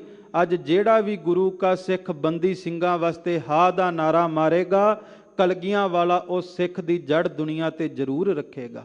ਤੇ ਇੱਕ ਹੋਰ ਬੇਨਤੀ ਕਰਾਂ ਕਿ ਖਾਲਸੇ ਨੂੰ ਕੋਈ ਬੰਦੀ ਬਣਾ ਨਹੀਂ ਸਕਦਾ। ਇਹ ਠੀਕ ਹੈ, ਸੰਘਰਸ਼ ਕਰਨਾ ਪੈ ਰਿਹਾ, ਪਰ ਜਿਨ੍ਹਾਂ ਹਕੂਮਤਾਂ ਦੇ ਰਾਜ ਵਿੱਚ ਖਾਲਸਾ ਸੰਘਰਸ਼ ਕਰਦਾ ਹੈ, ਉਹ ਹਕੂਮਤਾਂ ਤੇ ਬਹੁਤੀ ਦੇਰ ਨਹੀਂ ਰਹਿੰਦੀਆਂ, ਪਰ ਖਾਲਸੇ ਦੇ ਰਾਜ ਦਾ ਨਿਸ਼ਾਨ ਉਹ ਸਦਾ ਹੀ ਦੁਨੀਆ ਭਰ ਦੇ ਵਿੱਚ ਝੁਲਦਾ ਹੀ ਰਹਿੰਦਾ ਹੈ। ਸੋ ਇਸ ਮੁਹਿੰਮ ਦੇ ਵਿੱਚ ਜਾਂ ਗੁਰਦੁਆਰਾ ਅੰਬ ਸਾਹਿਬ ਵੀ ਸੰਘਰਸ਼ ਚੱਲ ਰਿਹਾ, ਇਹਨਾਂ ਵਿੱਚ ਯੋਗਦਾਨ ਪਾ ਕਰਕੇ ਪੰਥ ਦੇ ਭਲੇ ਦੇ ਕਾਰਜਾਂ ਵਿੱਚ ਜੁੜੀਏ। ਸੁਖ ਰਹੋ ਵਿਚਾਰ।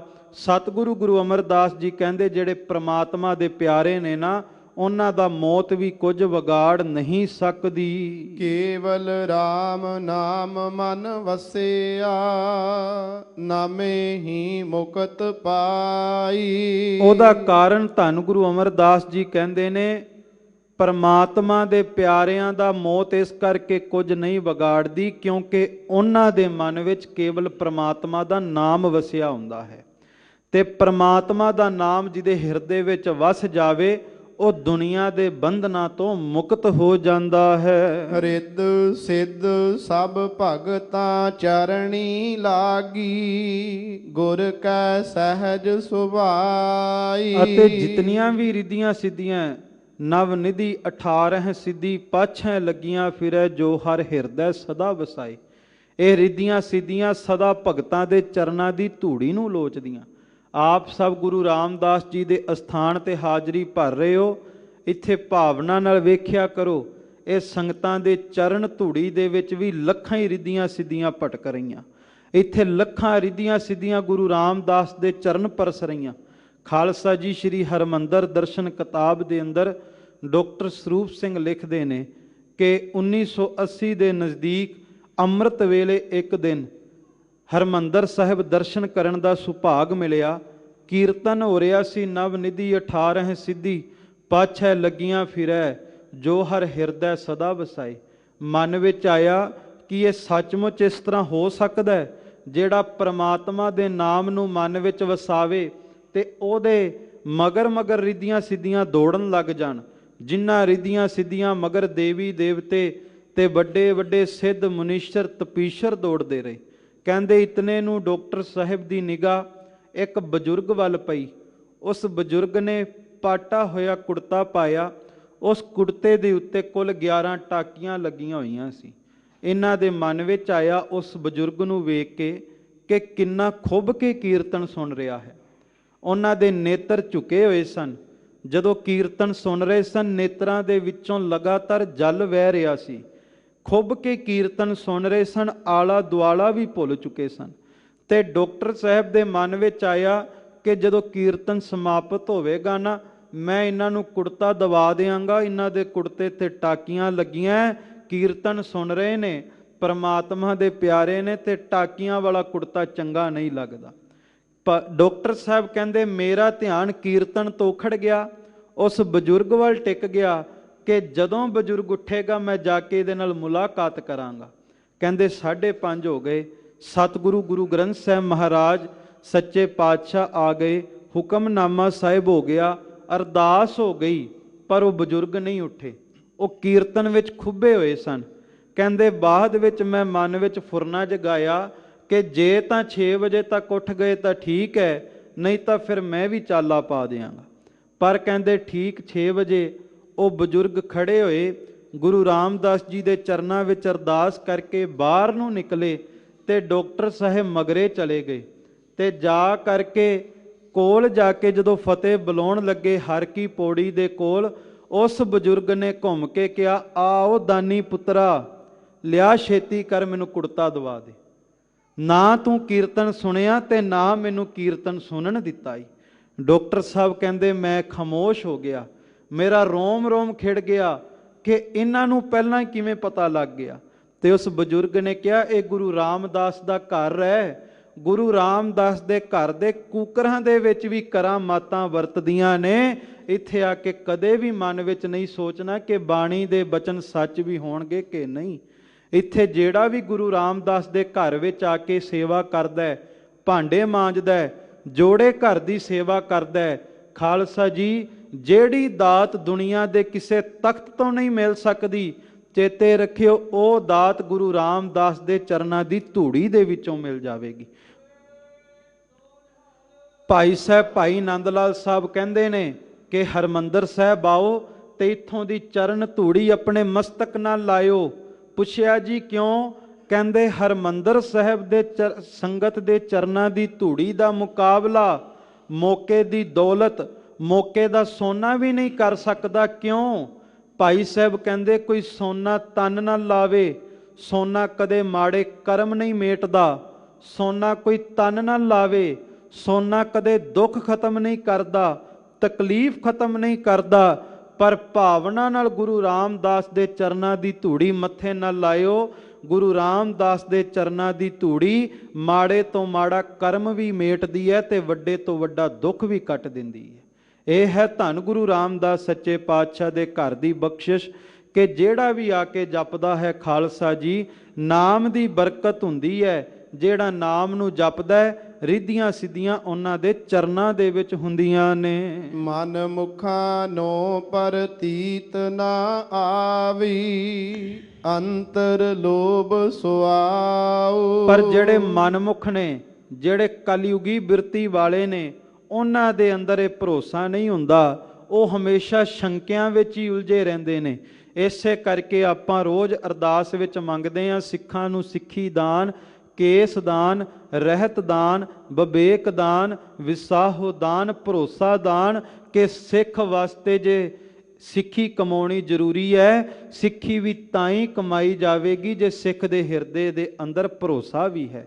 ਸੋ ਇਸ ਕਰਕੇ ਜਿਹੜੇ ਮਨਮੁਖ ਹੁੰਦੇ ਨੇ ਉਹ ਸ਼ੰਕਿਆਂ ਦੇ ਵਿੱਚ ਉਲਝ ਜਾਂਦੇ ਨੇ ਤੇ ਸਦਾ ਹੀ ਵਿਸ਼ਿਆਂ ਵਕਾਰਾਂ ਵਿੱਚ ਉਲਝੇ ਰਹਿੰਦੇ ਨੇ, ਗੁਰੂ ਦੀ ਬਖਸ਼ਿਸ਼ ਤੋਂ ਵਾਂਝੇ ਰਹਿ ਜਾਂਦੇ ਨੇ। ਗੁਰਮੁਖ ਹਿਰਦੈ ਸ਼ਬਦ ਨਾ ਭੇਦਿਓ, ਹਰ ਨਾਮ ਨ ਲਾਗਾ ਭਾਉ। ਨਾ ਤਾਂ ਗੁਰੂ ਵੱਲ ਮੁਖ ਕਰਕੇ ਗੁਰੂ ਦੀ ਮੱਤ ਨੂੰ ਧਾਰਨ ਕਰਦੇ ਨੇ, ਨਾ ਹੀ ਸ਼ਬਦ ਵਿੱਚ ਅਭੇਦ ਹੁੰਦੇ ਨੇ, ਤੇ ਨਾ ਹੀ ਉਹਨਾਂ ਦਾ ਮਨ ਕਦੇ ਗੁਰੂ ਕੇ ਕੀਰਤਨ ਦੇ ਵਿੱਚ, ਗੁਰੂ ਕੀ ਬਾਣੀ ਵਿੱਚ ਜੁੜਦਾ ਹੈ। ਮਨ ਮੁਖਾਂ ਦਾ ਕੂੜ ਕਪਟ ਪਾਜ ਲਹਿ ਜਾਸੀ, ਮਨ ਮੁਖ ਫੀਕਾ ਅਲਾਉ। ਮਨਮੁਖ ਭਾਵੇਂ ਬਾਹਰੋਂ ਆਪਣੇ ਆਪ ਨੂੰ ਧਰਮੀ ਬਣਦਾ ਵੀ ਹੋਵੇ, ਪਰ ਕਹਿੰਦੇ ਜਦੋਂ ਬੋਲੇਗਾ ਐਸੇ ਫਿੱਕੇ ਬੋਲ ਬੋਲੇਗਾ ਕਿ ਸ਼ਰਧਾ ਵਾਲਿਆਂ ਦੇ ਹਿਰਦਿਆਂ ਦੇ ਵਿੱਚ ਵੀ ਫਿੱਕਾਪਣ ਪਾ ਦੇਵੇਗਾ।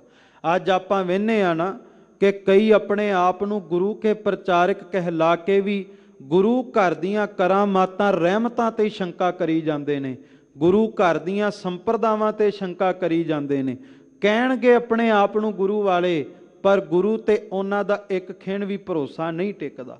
ਸਤਿਗੁਰੂ ਕਹਿੰਦੇ ਜਿਹੜੇ ਇਹੋ ਜਿਹੇ ਮਨਮੁਖ ਨੇ, ਉਹਨਾਂ ਦਾ ਫਿਰ ਜਿਹੜਾ ਪਰਦਾ ਹੁੰਦਾ ਹੈ, ਉਹਨਾਂ ਦੇ ਬੋਲਣ ਦੇ ਨਾਲ ਉਹ ਪਰਦਾ ਵੀ ਲੈ ਜਾਂਦਾ ਹੈ। ਭਗਤਾਂ ਵਿੱਚ ਆਪ ਵਰਤਦਾ ਪ੍ਰਭ ਜੀ, ਭਗਤੀ ਹੂੰ ਤੂੰ ਜਾਤਾ। ਪਰ ਜਿਹੜੇ ਭਗਤ ਹੁੰਦੇ ਨੇ, ਭਗਤਾਂ ਦੇ ਵਿੱਚ ਪਰਮਾਤਮਾ ਆਪ ਵਰਤਦਾ ਹੈ, ਅਕਾਲ ਪੁਰਖ ਵਾਹਿਗੁਰੂ ਆਪ ਬੋਲਦਾ ਹੈ। ਜਿਹੜੇ ਪਰਮਾਤਮਾ ਨੂੰ ਜਪਦੇ ਨੇ ਉਹ ਕੋਈ ਵੀ ਬਚਨ ਕਰਨ, ਉਹ ਆਪ ਨਹੀਂ ਕਰਦੇ, ਉਹਨਾਂ ਵਿੱਚੋਂ ਪਰਮਾਤਮਾ ਆਪ ਬਖਸ਼ਿਸ਼ ਕਰਦਾ ਹੈ। ਕਿਉਂ?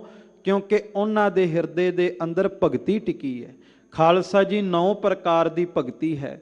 ਸਰਵਣ ਭਗਤੀ, ਕੀਰਤਨ ਭਗਤੀ, ਸਿਮਰਨ ਭਗਤੀ, ਪਾਦ ਸੇਵਨ ਭਗਤੀ, ਅਰਚਨ ਭਗਤੀ, ਬੰਦਨਾ ਭਗਤੀ, ਸਖੀ ਭਾਵ ਭਗਤੀ, ਦਾਸ ਭਾਵ ਭਗਤੀ ਤੇ ਆਤਮ ਸਮਰਪਣ ਭਗਤੀ। ਪਹਿਲੀ ਭਗਤੀ ਸਰਵਣ ਭਗਤੀ, ਗੁਰੂ ਘਰ ਆ ਕੇ ਕੀਰਤਨ ਸੁਣਨਾ, ਇਹ ਵੀ ਇੱਕ ਭਗਤੀ ਹੈ। ਦੂਸਰੀ ਹੈ ਕੀਰਤਨ ਭਗਤੀ, ਗੁਰੂ ਘਰ ਆ ਕੇ ਕੀਰਤਨ ਕਰਨਾ, ਇਹ ਵੀ ਇੱਕ ਭਗਤੀ ਹੈ। ਤੀਸਰੀ ਹੈ ਸਿਮਰਨ ਭਗਤੀ, ਸੰਗਤ ਵਿੱਚ ਜੁੜ ਕੇ ਗੁਰੂ ਗੁਰੂ ਜਪਣਾ, ਸਿਮਰਨ ਕਰਨਾ, ਇਹ ਵੀ ਭਗਤੀ ਹੈ। ਚੌਥੀ ਹੈ ਪਾਦ ਸੇਵਨ ਭਗਤੀ, ਗੁਰੂ ਕੀ ਸੰਗਤ ਦੇ ਚਰਨਾਂ ਦੀ ਸੇਵਾ ਕਰਨੀ, ਇਹ ਵੀ ਗੁਰੂ ਘਰ ਦੇ ਵਿੱਚ ਭਗਤੀ ਹੈ। ਅਰਚਨ ਭਗਤੀ, ਗੁਰੂ ਵਾਸਤੇ ਕੁਝ ਨਾ ਕੁਝ ਭੇਟਾ ਵਜੋਂ ਲੈ ਕੇ ਆਉਣਾ। ਪ੍ਰੇਮ ਦੀ ਭੇਟਾ ਵਿੱਚ ਭਾਵੇਂ ਇੱਕ ਫੁੱਲ ਵੀ ਲੈ ਕੇ ਆਵੀਂ, ਉਹ ਵੀ ਗੁਰੂ ਘਰ ਦੇ ਵਿੱਚ ਭਗਤੀ ਪ੍ਰਵਾਨ ਹੋਵੇਗੀ। ਇੱਕ ਹੈ ਮੈਤਰੀ ਸਖੀ ਭਾਵ ਭਗਤੀ, ਆਪਣੇ ਆਪ ਨੂੰ ਅਕਾਲ ਪੁਰਖ ਵਾਹਿਗੁਰੂ ਪਰਮਾਤਮਾ ਦੇ ਸਨਮੁਖ ਕੇਵਲ ਇੱਕ ਜੀਵ ਆਤਮਾ ਇਸਤਰੀ ਜਾਣਨਾ, ਪਰਮਾਤਮਾ ਨੂੰ ਆਪਣਾ ਕੰਤ ਜਾਣਨਾ, ਆਪਣਾ ਪਤੀ ਜਾਣਨਾ। ਤੇ ਇੱਕ ਹੈ ਦਾਸ ਭਾਵ ਭਗਤੀ, ਕਿ ਜੇ ਗੁਰੂ ਘਰ ਚੋਂ ਬਖਸ਼ਿਸ਼ ਵੀ ਹੋ ਜਾਵੇ ਤਾਂ ਕਿਤੇ ਹੰਕਾਰ ਨਹੀਂ ਕਰਨਾ, ਹਮੇਸ਼ਾ ਗੁਰੂ ਘਰ ਦਾ ਸੇਵਕ ਬਣ ਕੇ ਗੁਰੂ ਕਾ ਦਾਸ ਵਾਲੀ ਭਾਵਨਾ ਰੱਖਣੀ। ਤੇ ਫਿਰ ਹੈ ਆਤਮ ਸਮਰਪਣ ਭਗਤੀ, ਕਿ ਤਨ ਮਨ ਧਨ ਸਭ ਸੌਂਪ ਗੁਰ ਕੋ ਹੁਕਮ ਮੰਨਿਆ ਪਾਈਐ। ਆਪਣਾ ਆਪ ਗੁਰੂ ਨੂੰ ਸਮਰਪਿਤ ਕਰਨਾ। ਬੰਧਨ ਭਗਤੀ, ਡੰਡੌਤ ਬੰਧਨ ਅਨਕ ਬਾਰ ਸਰਬ ਕਲਾ ਸਮਰੱਥ, ਗੁਰੂ ਨੂੰ ਮੱਥਾ ਟੇਕਣਾ, ਨਮਸਕਾਰ ਕਰਨਾ। ਖਾਲਸਾ ਜੀ ਇਹ ਵੀ ਭਗਤੀ ਹੈ। ਇਸ ਤਰ੍ਹਾਂ 9 ਪ੍ਰਕਾਰ ਦੀਆਂ ਭਗਤੀਆਂ ਸਤਿਗੁਰੂ ਦੱਸਦੇ ਹਨ। ਮਾਇਆ ਮੋਹ ਸਭ ਲੋਕ ਹੈ ਤੇਰੀ, ਤੂੰ ਏਕੋ ਪੁਰਖ ਵਿਦਾਤਾ। ਸੱਚੇ ਪਾਤਸ਼ਾਹ ਕਹਿੰਦੇ ਜਿਤਨੀ ਵੀ ਮਾਇਆ ਨਜ਼ਰ ਆ ਰਹੀ ਹੈ ਨਾ, ਜਿਤਨਾ ਵੀ ਸੰਸਾਰ ਦਾ ਪਸਾਰਾ ਨਜ਼ਰ ਆ ਰਿਹਾ, ਇਹ ਸਾਰਾ ਕੁਝ ਅਕਾਲ ਪੁਰਖ ਵਾਹਿਗੁਰੂ ਪਰਮਾਤਮਾ ਦਾ ਹੈ। ਤੇ ਸਾਰੇ ਪਸਾਰੇ ਨੂੰ ਚਲਾਉਣ ਵਾਲਾ ਵੀ ਇੱਕ ਅਕਾਲ ਪੁਰਖ ਵਾਹਿਗੁਰੂ ਖੁਦ ਹੀ ਹੈ। ਏਕਾ ਮਾਈ ਜੁਗਤ ਵਿਆਈ ਤਿੰਨ ਚੇਲੇ ਪ੍ਰਵਾਨ, ਉਹ ਅਕਾਲ ਪੁਰਖ ਵਾਹਿਗੁਰੂ ਪਰਮਾਤਮਾ ਹੀ ਚਲਾ ਰਿਹਾ। ਜਲ ਕਹਾ ਥਲ ਕਹਾ ਗगन के गौन कहा, ਕਾਲ ਕੇ ਬਨਾਹੇ ਸਭੈ ਕਾਲ ਹੀ ਚਬਾਹੇਂਗੇ। ਜਿਤਨਾ ਵੀ ਪਸਾਰਾ ਪਰਮਾਤਮਾ ਦੇ ਹੁਕਮ ਵਿੱਚ ਚੱਲ ਰਿਹਾ। ਹਉ ਮੈਂ ਮਾਰ ਮਨਸਾ ਮਨ ਹੈ ਸਮਾਣੀ, ਗੁਰ ਕੈ ਸ਼ਬਦ ਪਛਾਤਾ। ਸਤਿਗੁਰੂ ਕਹਿੰਦੇ ਜਿਹੜੇ ਪਰਮਾਤਮਾ ਦੇ ਭਗਤ ਹੁੰਦੇ ਨੇ, ਆਪਣੇ ਅੰਦਰੋਂ ਹੰਕਾਰ ਨੂੰ ਮਾਰ ਦਿੰਦੇ ਨੇ, ਆਪਣੀ ਹਸਤੀ ਮਿਟਾ ਦਿੰਦੇ ਨੇ। ਕਿਉਂਕਿ ਜਦੋਂ ਤੱਕ ਆਪਣੀ ਹਸਤੀ ਮਿਟਾਈ ਨਾ ਜਾਵੇ, ਉਦੋਂ ਤੱਕ ਗੁਰੂ ਦੇ ਸ਼ਬਦ ਦੀ ਪਹਿਚਾਣ ਨਹੀਂ ਹੁੰਦੀ ਤੇ ਗੁਰੂ ਦੇ ਨਾਲ ਸਾਂਝ ਵੀ ਨਹੀਂ ਪੈਂਦੀ। ਜਬ ਹਮ ਹੋਤੇ ਤਬ ਤੂੰ ਨਾਹੀ, ਅਬ ਤੂੰ ਹੀ ਮੈਂ ਨਾਹੀ। ਆਪਣੀ ਹਸਤੀ ਮਿਟਾ ਕੇ ਮੈਂ ਮੇਰੀ ਮੁਕਾ ਕਰਕੇ ਹੀ ਗੁਰੂ ਦੇ ਸ਼ਬਦ ਨਾਲ ਸਾਂਝ ਪੈਂਦੀ ਹੈ। ਅਚਿੰਤ ਕੰਮ ਕਰਹਿ ਪ੍ਰਭ ਤਿਨ ਕੇ, ਜਿਨ ਹਰ ਕਾ ਨਾਮ ਪਿਆਰਾ। ਤੇ ਜਿਨ੍ਹਾਂ ਨੂੰ ਪ੍ਰਮਾਤਮਾ ਦਾ ਨਾਮ ਪਿਆਰਾ ਲੱਗਦਾ ਹੈ, ਉਹਨਾਂ ਦੇ ਸਾਰੇ ਕਾਰਜ ਪ੍ਰਮਾਤਮਾ ਆਪ ਹੀ ਕਰ ਦਿੰਦਾ ਹੈ ਤੇ ਪਿਆਰਿਆਂ ਨੂੰ ਕਿਸੇ ਗੱਲ ਦੀ ਚਿੰਤਾ ਹੀ ਨਹੀਂ ਹੁੰਦੀ। ਭਗਤ ਧੰਨਾ ਜੀ ਨੂੰ ਪ੍ਰਮਾਤਮਾ ਦਾ ਨਾਮ ਪਿਆਰਾ ਲੱਗਾ ਤੇ ਭਗਤ ਧੰਨਾ ਜੀ ਦੇ ਖੇਤਾਂ ਨੂੰ ਪਾਣੀ ਵੀ ਪਰਮਾਤਮਾ ਨੇ ਆਪ ਆ ਕਰਕੇ ਲਾਇਆ ਤੇ ਭਗਤ ਧੰਨੇ ਨੂੰ ਕਿਸੇ ਗੱਲ ਦੀ ਚਿੰਤਾ ਵੀ ਨਹੀਂ ਸੀ। ਇਹ ਸੀ ਭਗਤ ਦਾ ਪਿਆਰ ਤੇ ਭਗਤ ਦੇ ਕੰਮ ਕਰਨ ਪਰਮਾਤਮਾ ਆਇਆ, ਇਹ ਸੀ ਪਰਮਾਤਮਾ ਦਾ ਪਿਆਰ। ਗੁਰ ਪ੍ਰਸਾਦ ਸਦਾ ਮਨ ਵਸਿਆ, ਸਭ ਕਾਜ ਸਵਾਰਨ ਹਾਰਾ। ਪਰ ਕਹਿੰਦੇ ਪਰਮਾਤਮਾ ਨੂੰ ਮਨ ਵਿੱਚ ਵਸਾਉਣ ਦਾ ਕੋਈ ਦਾਅਵਾ ਨਹੀਂ ਕਰ ਸਕਦਾ। ਇਹ ਗੁਰੂ ਦੀ ਬਖਸ਼ਿਸ਼ ਦੇ ਨਾਲ ਹੀ ਮਨ ਵਿੱਚ ਵਸਦਾ ਹੈ। ਤੇ ਜਿਹਦੇ ਤੇ ਗੁਰੂ ਦੀ ਬਖਸ਼ਿਸ਼ ਹੋ ਜਾਵੇ ਨਾ, ਅਨੰਦ ਭਇਆ ਸੁਖ ਪਾਇਆ ਮਿਲ ਗੁਰੂ ਗੋਵਿੰਦਾ, ਸਭੇ ਕਾਜ ਸਵਾਰਿਆ ਜਾ ਤੁਧ ਭਾਵੰਦਾ। ਉਹਦੇ ਸਾਰੇ ਕਾਰਜ ਗੁਰੂ ਆਪ ਸਵਾਰ ਦਿੰਦਾ ਹੈ। ਉਹਨਾਂ ਕੀ ਰੀਸ ਕਰੇ ਸੋਵੇ ਗੁਚੈ, ਜਿਨ ਹਰ ਪ੍ਰਭ ਹੈ ਰਖਵਾਰਾ। ਤੇ ਜਿਨ੍ਹਾਂ ਨੂੰ ਪਰਮਾਤਮਾ ਨੇ ਆਪ ਰੱਖਿਆ ਆਪਣੀ ਦਰਗਾਹ ਵਿੱਚ, ਪਰਮਾਤਮਾ ਨੇ ਆਪਣੇ ਪਿਆਰੇ ਬਣਾਇਆ। ਜੇ ਕੋਈ ਪਰਮਾਤਮਾ ਦੇ ਪਿਆਰਿਆਂ ਦੀ ਰੀਸ ਕਰਨੀ ਚਾਹਵੇ ਤੇ ਉਹਦੀ ਮੂਰਖਤਾ ਹੈ। ਪਰਮਾਤਮਾ ਦੇ ਪਿਆਰਿਆਂ ਦੀ ਰੀਸ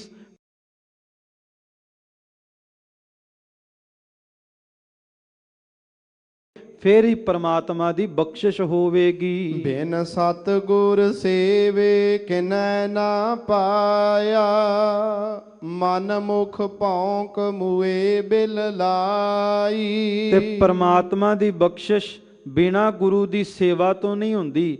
ਭਾਵੇਂ ਕਿ ਮਨਮੁਖ ਜਿੰਨਾ ਮਰਜੀ ਇੱਕ ਕੂਕਰ ਦੀ ਤਰ੍ਹਾਂ ਫਿੱਕਾ ਬੋਲਦੇ ਰਹਿਣ, ਸਤਿਗੁਰੂ ਨੇ ਸਖਤ ਸ਼ਬਦ ਵਰਤੇ ਕਿ ਭਾਵੇਂ ਮਨਮੁਖ ਬਣ ਕੇ ਜਿਤਨਾ ਮਰਜੀ ਭੌਂਕਦੇ ਰਹਿਣ, ਪਰ ਗੁਰੂ ਦੀ ਸੇਵਾ ਤੋਂ ਬਿਨਾ ਕਦੇ ਬਖਸ਼ਿਸ਼ ਨਹੀਂ ਹੁੰਦੀ। ਆਵਹਿ ਜਾਵਹਿ ਠੌਰ ਨਾ ਪਾਵਹਿ, ਦੁਖ ਮਹਿ ਦੁਖ ਸਮਾਈ। ਮਨਮੁਖ ਲੋਕ ਸਦਾ ਜਨਮ ਮਰਨ ਦੇ ਗੇੜ ਵਿੱਚ ਹੀ ਰਹਿੰਦੇ ਨੇ ਤੇ ਸਦਾ ਦੁੱਖਾਂ ਵਿੱਚ ਹੀ ਰਹਿੰਦੇ ਨੇ। ਗੁਰਮੁਖ ਹੋਵੈ ਸੋ ਅੰਮ੍ਰਿਤ ਪੀਵੈ, ਸਹਜੇ ਸਾਚ ਸਮਾਈ। ਜਿਹੜਾ ਗੁਰਮੁਖ ਹੁੰਦਾ ਹੈ ਉਹੀ ਨਾਮ ਰੂਪੀ ਅੰਮ੍ਰਿਤ ਪੀਂਦਾ ਹੈ। ਨਾਮ ਰੂਪੀ ਅੰਮ੍ਰਿਤ ਪੀ ਕਰਕੇ ਸਹਿਜ ਅਵਸਥਾ ਨੂੰ ਪ੍ਰਾਪਤ ਹੋ ਕੇ ਨਾਮ ਵਿੱਚ ਸਮਾ ਜਾਂਦਾ ਹੈ। ਬਿਨ ਸਤਿਗੁਰ ਸੇਵੇ ਜਨਮ ਨਾ ਛੋੜੈ, ਜੇ ਅਨੇਕ ਕਰਮ ਕਰੈ ਅਧਿਕਾਈ। ਦੁਨੀਆ ਦੇ ਜਿਤਨੇ ਮਰਜ਼ੀ ਕਰਮ ਕਮਾ ਲਵੇ, ਜੇ ਸਤਿਗੁਰ ਦੀ ਸੇਵਾ ਨਹੀਂ ਕੀਤੀ ਸਭ ਵਿਅਰਥ ਹੈ। ਮਹਾਰਾਜ ਕਹਿੰਦੇ ਨਾ ਜੰਤਰ ਮੈਂ ਨਾ ਤੰਤਰ ਮੈਂ ਨਾ ਮੰਤਰ ਬਸ ਆਵਈ, ਪੁਰਾਣਿਓ ਕੁਰਾਨ ਨੇਤ ਨੇਤ ਕਹਿ ਬਤਾਵਈ। ਜਿਤਨਾ ਮਰਜੀ ਤੰਤਰ ਸਿੱਖਿਆ ਮੰਤਰ ਸਿੱਖਿਆ ਲੈ ਲਵੇ, ਪਰ ਜੇ ਗੁਰੂ ਦੀ ਸੇਵਾ ਨਹੀਂ ਕੀਤੀ ਤਾਂ ਪਰਮਾਤਮਾ ਦੀ ਪ੍ਰਾਪਤੀ ਨਹੀਂ ਹੋ ਸਕਦੀ। ਵੇਦ ਪੜ੍ਹੈ ਤੈ ਵਾਦ ਵਖਾਣ ਹੈ, ਬਿਨ ਹਰ ਪਤ ਗਵਾਈ। ਬਾਹਰੀ ਤੌਰ ਤੇ ਭਾਵੇਂ ਧਾਰਮਿਕ ਗ੍ਰੰਥਾਂ ਦੀ ਵਿਆਖਿਆ ਕਰਦਾ ਰਵੇ, ਜੇ ਅੰਦਰ ਬੰਦਗੀ ਦੀ ਚਿਣਗ ਨਹੀਂ ਫਿਰ ਸੱਚ ਹੈ ਆਪਣੀ ਪੱਤ ਗਵਾ ਕੇ ਜਾਵੇਗਾ। ਜਿਵੇਂ ਪੀਰ ਆਰਫ ਦੀਨ ਨੂੰ ਸਤਿਗੁਰੂ ਨੇ ਲਖਨੌਰ ਦੀ ਧਰਤੀ ਤੇ ਗੁਰੂ ਗੋਬਿੰਦ ਸਿੰਘ ਜੀ ਨੇ ਕਿਹਾ ਸੀ, ਪੀਰ ਆਪਣੇ ਸੇਵਕਾਂ ਨਾਲ ਪਾਲਕੀ ਤੇ ਸਵਾਰ ਹੋ ਕੇ ਜਾ ਰਿਹਾ, ਮਾਰਜ ਵੱਲ ਵੇਖਿਆ ਤੇ ਕਲਗੀਆਂ ਵਾਲੇ ਨੇ ਕਿਹਾ, ਪੀਰ ਜੀ ਕੀ ਗੱਲ ਹਜੇ ਮਿਲਿਆ ਨਹੀਂ, ਅਜੇ ਪ੍ਰਾਪਤੀ ਨਹੀਂ ਹੋਈ। ਤੇ ਪੀਰ ਪਾਲਕੀ ਤੋਂ ਉਤਰ ਕੇ ਚਰਨਾਂ ਤੇ ਝੁਕ ਗਿਆ ਤੇ ਕਿਹਾ, ਪਾਤਸ਼ਾਹ ਅੱਜ ਤੱਕ ਨਹੀਂ ਸੀ ਮਿਲਿਆ ਪਰ ਅੱਜ ਮਿਲ ਗਿਆ, ਅੱਜ ਤੇਰੇ ਵਿੱਚੋਂ ਦੀਦਾਰੇ ਹੋ ਗਏ। ਭਾਵ ਜਦੋਂ ਤੱਕ ਗੁਰੂ ਦੀ ਬਖਸ਼ਿਸ਼ ਨਹੀਂ ਹੁੰਦੀ ਉਦੋਂ ਤੱਕ ਪ੍ਰਾਪਤੀ ਨਹੀਂ ਹੋ ਸਕਦੀ। ਸੱਚਾ ਸਤਿਗੁਰ ਸਾਚੀ ਜਿਸ ਬਾਣੀ, ਭਜ ਛੂਟਹਿ ਗੁਰ ਸਰਣਾਈ।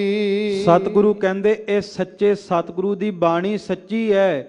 ਜਿਹੜਾ ਵੀ ਸੱਚੀ ਬਾਣੀ ਦਾ ਜਾਪ ਕਰੇਗਾ, ਗੁਰੂ ਦੀ ਸ਼ਰਨ ਵਿੱਚ ਆਵੇਗਾ, ਗੁਰੂ ਦੁਨੀਆ ਦੇ ਤਖਤੇ ਤੇ ਉਸ ਸਿੱਖ ਦੀ ਉਸ ਪਿਆਰੇ ਦੀ ਪੱਤ ਰੱਖ ਲਵੇਗਾ। ਜਿਨ ਹਰ ਮਨ ਵਸਿਆ ਸੇ ਦਰ ਸਾਚੇ, ਦਰ ਸਾਚੈ ਸਚਿਆਰਾ।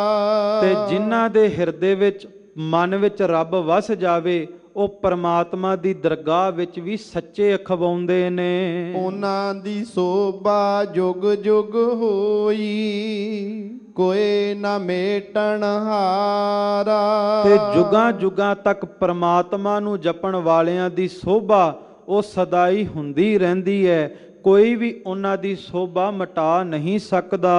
ਨਾਨਕ ਤਿਨ ਕੈ ਸਦ ਬਲਹਾਰੈ, ਜਿਨ ਹਰ ਰਾਖਿਆ ਉਰ ਧਾਰਾ।